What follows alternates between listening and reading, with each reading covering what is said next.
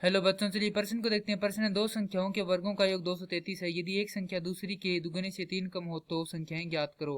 तो प्रश्न को आगे हल करें उससे पहले जो प्रश्न की मुख्य अवधारणा है उस पर विचार करते हैं। तो इस प्रश्न के लिए जो मुख्य अवधारणा है वह हो जाएगी द्विघात समीकरण। अर्थात हम यहाँ पर यह देखेंगे कि द्विघात समीकरण क्या होती है। तो द्विघात समीकरण तो वे समीकरण जो ax का वर्ग योग bx योग c बराबर 0 के रूप में हो, द्विघात समीकरण कहलाती है। जहां a बराबर नहीं होना चाहिए 0 के। यदि a बराबर हो जाएगा 0 के तो ये द्विघात समीकरण नहीं रहेगी।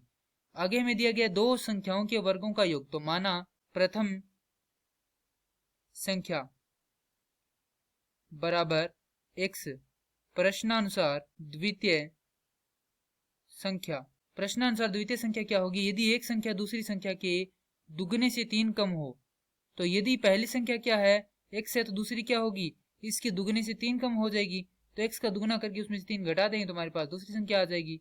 अब यहाँ पर प्रश्न में दिया गया है कि दो संख्याओं के वर्गों का योग। तो दो संख्या हमारे पास है तो दोनों संख्याओं के वर्गों का योग दे रखा है हमें 233। तो इनका योग कर देंगे तो हमारे पास आएगा 233। तो यहाँ से x का वर्ग योग ये हो जाएगा 4x का वर्ग योग 9 घटाव 12x बराबर 233। तो यहाँ से इसको हल कर लेते हैं तो ये हो जाएगा 5x का वर्ग घटाव 12x घटाव 233 को इधर पक्षांतरित करेंगे तो ऋणात्मक का हो जाएगा। और 233 में से यदि हम 9 घटाते हैं तो हमारे पास आता है 224 बराबर।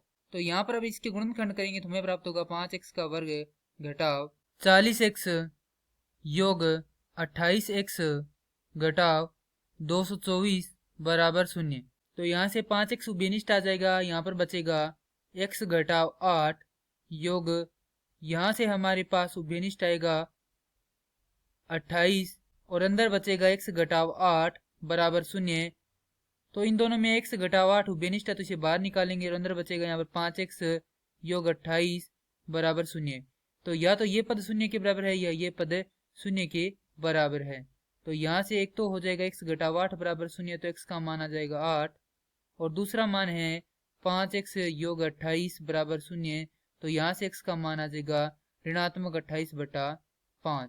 और जैसा कि हम जानते हैं कि x का यह मान संभव नहीं है क्योंकि यह क्या ऋणात्मक मान है, अतः x का मान हो जाएगा 8। यदि हम x का मान यहाँ पर 8 लेते हैं तो पहली संख्या 8 होगी और दूसरी संख्या होगी 13।